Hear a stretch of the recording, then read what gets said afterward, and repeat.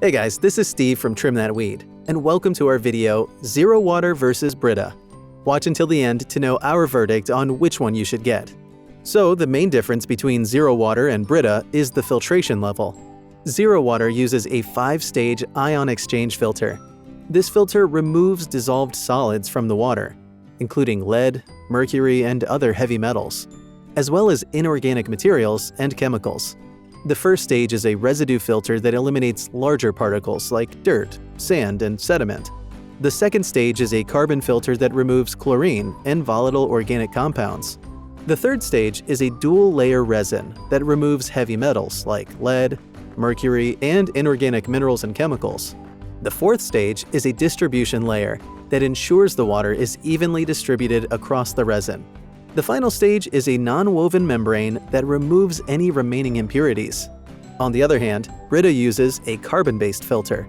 This filter removes chlorine, lead, and other contaminants by attracting and trapping them in its pores.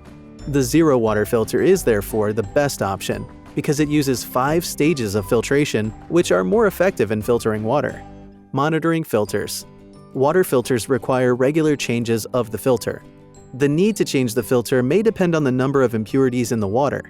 When there are many impurities, you need to change the filter more often. Zero Water indicates when to change the filters since it comes with a TDS, Total Dissolved Solids meter, which measures the number of dissolved solids in the water, and indicates when it's time to replace the filter. You are sure to replace the filter before it becomes clogged and ineffective. This feature is unavailable in the Brita filters, making the Zero Water filter a better choice in this category.